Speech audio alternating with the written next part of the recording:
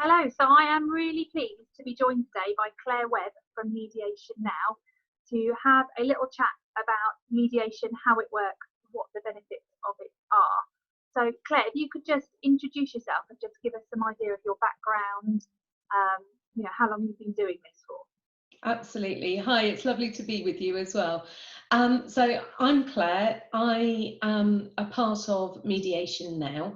We set it up about 12, 13 years ago to offer mediation services to people who want to keep ownership of their arrangements. So anything that they want to organise themselves with regards to either child arrangements, finances, grandparents, anything like that. I've been a solicitor for 28 years plus, I think, which rather ages me, and just felt that mediation is a really good option for some people. Doesn't work for everybody, but for a lot of people, it's a really good option that should be thought about.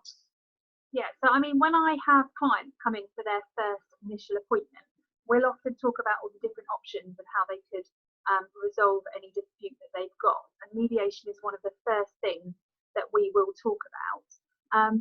Ordinarily, I would say to clients, it's great because both of you come into the room together, so you're able to have that face-to-face discussion. Obviously, we've got the COVID-19 lockdown going on at the moment.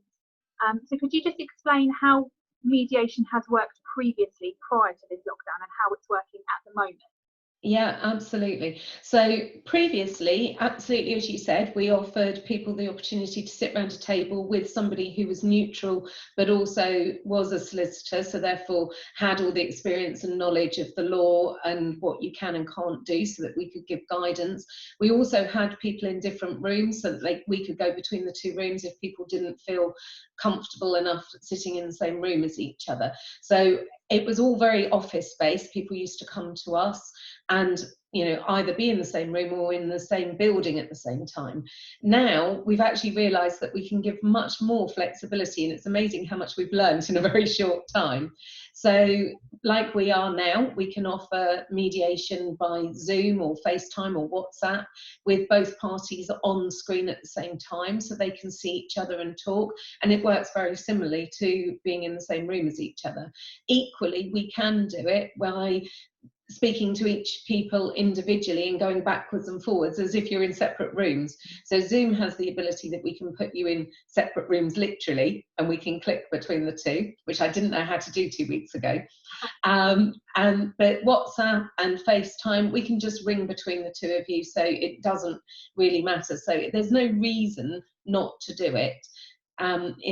Some people really like it. I think lots of people like me who are a little bit technophobe to begin with are learning quickly, but it's amazing how much we've all learned and embraced it.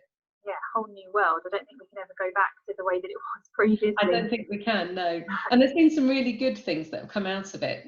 People have said to me, now they're able to just think about, even when we come out of lockdown, doing the next mediation session in their lunch hour at their desk, not having to take half a day's holiday to come and do mediation. So I think it really will help long term.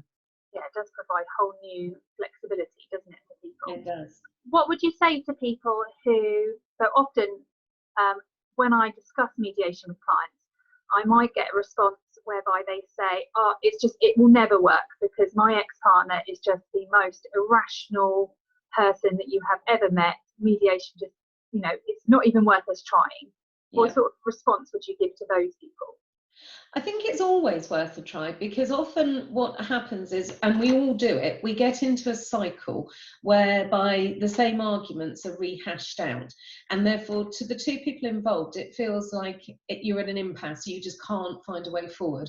But when you put a dynamic of a mediator in there who might be able to shift you away from the rehearsed arguments that you always have, sometimes you can just find a chink that actually both of them think, oh, that's really good. Or sometimes we might say something that is so outrageous to both of them, they both think, oh my goodness, we would never agree to that, and actually they realign and want to do it themselves. So that often just by saying, your solicitors might think that this would be a good idea, if they both think, oh my goodness, no, we hadn't thought of that, and actually no, we don't want that, sometimes all those hostilities go as much as finding things that they really agree on. So it can be anything, but often, you know, one thing with mediation is we only do it in sessions. So even if you do feel like that, sometimes just having a go and trying one session, you might be right. You might leave the session, your client might leave the session saying, Claire, I told you, and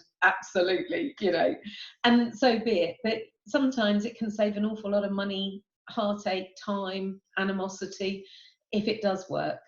Yeah. And you just said then that mediation is dealt with in sessions. Yeah. On average, how many sessions do most people need whereby either they reach an agreement or it's really clear that that's not going to happen?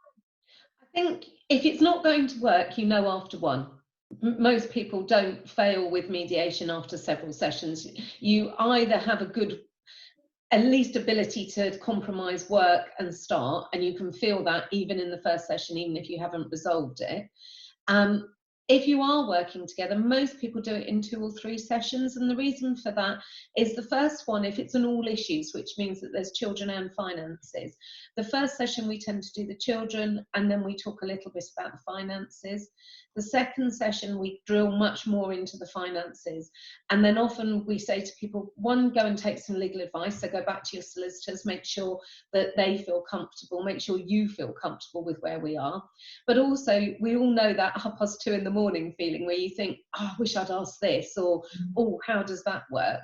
And I think that's really important to then come back for the third session, having had some legal advice, with knowledge of what you're going to do, and then be able to say, right, I'm really happy with 3/4 of it, but actually this part here didn't feel quite right to me, or my solicitor mentioned maybe we could do this, and then we can just make sure it's absolutely right, because there's nothing worse for the people involved, or for the solicitors, for them to finish it, have it all, they think they're done, and then quite rightly the solicitor says, oh, you didn't think about, and then they feel like they're going backwards, whereas sometimes just having that breather and being able to come back in, having both had legal advice, is really beneficial.